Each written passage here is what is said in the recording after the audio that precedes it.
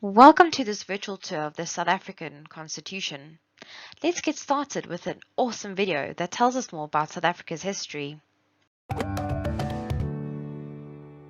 From the time of colonization, South Africa was a country where the majority of people in the country were oppressed for the benefit of a minority. The government passed racist laws, which reserved 87% of land ownership for white people, dispossessing and displacing millions, leading to poverty and hunger.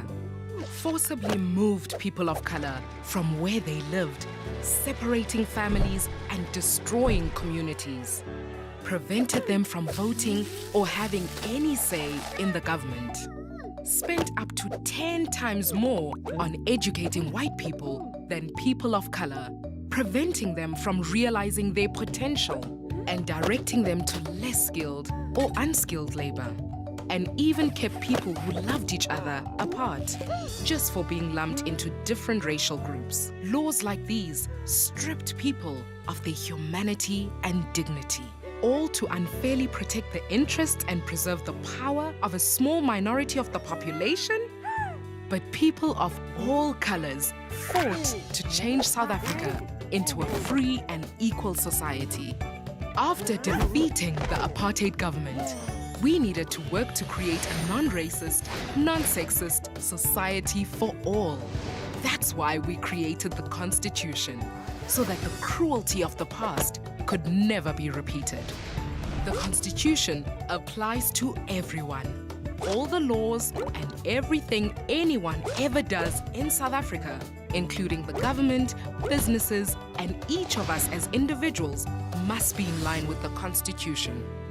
The Constitution contains the Bill of Rights, which places the values of dignity, equality, and freedom at the heart of our nation and protects everyone in the country, from the most vulnerable to the most powerful.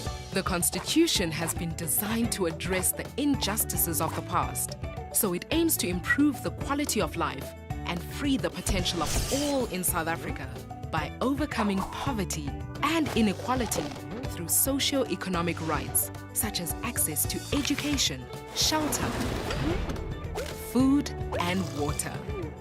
Our society remains deeply unequal, but the Constitution provides the framework to transform society so people can lead lives based on equality, dignity, and freedom, and to create a society of which all in South Africa can be proud. A vision shared by Nelson Mandela the day he signed the Constitution into law. As we close the chapter of exclusion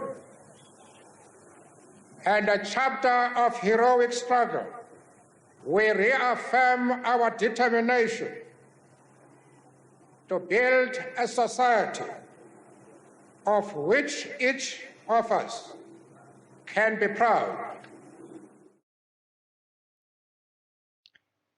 So let's delve a bit deeper into what is apartheid and when did it start. In 1948, apartheid was introduced to South Africa. It is laws to separate different racial groups from each other. The apartheid government made and enforced racist laws, and the people of South Africa were oppressed for the benefits of a minority. Next, we will look at some of the laws that were enforced during the apartheid era. People were forced to move from where they lived, which led to the destruction of communities. Discrimination to the quality of education received, and this led to the unskilled labor among black and colored people. They also weren't allowed to vote, so they didn't have the right of speech. And different racial marriages were banned, which led to unhappiness and the lack of freedom. As we all know, apartheid doesn't exist today, so let's see what the people did about it. People of all colors came together to fight against the laws. In 1994, the people of South Africa defeated the apartheid government, and apartheid laws were scrapped.